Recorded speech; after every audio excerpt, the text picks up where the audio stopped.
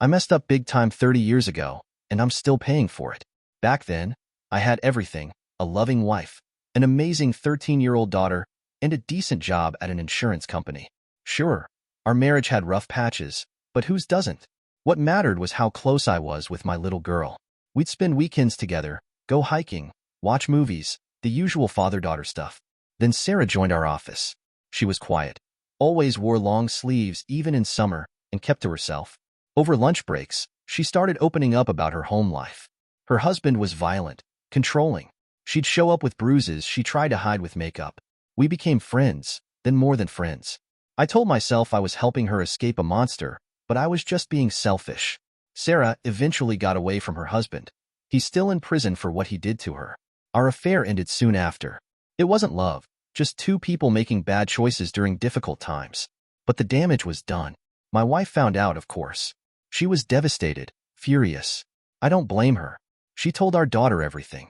At 13, my little girl couldn't understand the complexities of adult relationships.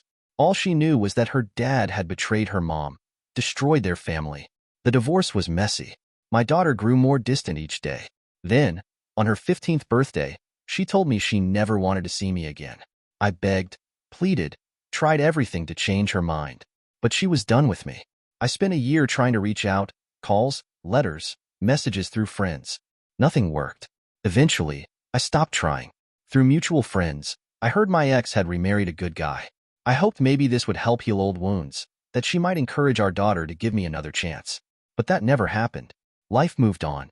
I relocated out west, settled into a quiet routine. My parents passed away, then my brother in an accident. Now it's just me, my sister, and my old dog in this big empty house. Some days, looking in the mirror, I barely recognize myself. Just another retired guy in his 60s, waiting for his time. Yesterday changed everything. My phone rang and I heard her voice, my daughter's voice, for the first time in 17 years. She was crying, telling me she was sorry for cutting me off. Said her mom felt guilty and encouraged her to reach out.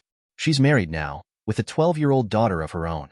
The kid apparently asks about her grandfather sometimes. But something in me had changed.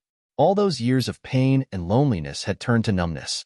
When she finished talking, I told her I didn't care about her or her daughter and to never contact me again. Then I hung up. I was drunk when I said those words. Sitting alone in my study, bottle in hand, letting bitterness speak instead of love. This morning, seeing things clearer, I realized what a fool I'd been. Again, I picked up my phone and called her back, not expecting her to answer. But she did, right away. The hurt in her voice made my hangover feel even worse. I apologized for what I'd said, trying to explain about the drinking, but she stopped me. "Dad, you don't need to apologize." "I understand," she said. I showed her the online post I'd made about last night, where hundreds of people told me how wrong I was. She read it and still insisted I wasn't the bad guy. That's when I realized she'd grown into someone kind and forgiving, everything I should have been. I told her about my plans to leave the country. My sister and I inherited our parents' old farmhouse overseas, and we're moving there in 4 months. Something about telling her this made everything feel more urgent, more real. Would you like to visit before I go?" The words came out before I could stop them. There was a pause. I could hear her breathing on the other end. "Really?" she asked. "You'd want that?" "Yes," I said. "You, your husband, your daughter. You're all welcome. The house is big enough if you want to stay a few days." She started crying again, but these tears sounded different. "Next week?" she asked. Would next week work? I gave her my address, and we set up the dates. After we hung up, I sat there for a long time, staring at my phone. 17 years of emptiness, and now suddenly my house would be full of family. The thought terrified and excited me. My sister came over that evening. I told her everything, and she hugged me for the first time in years. "You're finally growing up, little brother," she said, even though I'm only 2 years younger than her. The week crawled by. I cleaned the house, fixed up the guest rooms, even bought new sheets. My dog watched me running around like a teenager before prom, his tail wagging at my nervous energy. Then yesterday, I heard a car in the driveway. Through the window, I saw them getting out, my daughter, taller than I remembered, a man who must be her husband, and a young girl with her mother's eyes and my chin. The doorbell rang. I took a deep breath, wiped my sweaty palms on my jeans, and reached for the handle. My dog barked once, excited by the visitors. Right before opening the door, I caught my reflection in the hallway mirror. The bitter old man from last week was gone. In his place was someone else. Someone scared, someone hopeful, someone ready to try again. I opened the door. My granddaughter ran forward and hugged me before anyone could say anything.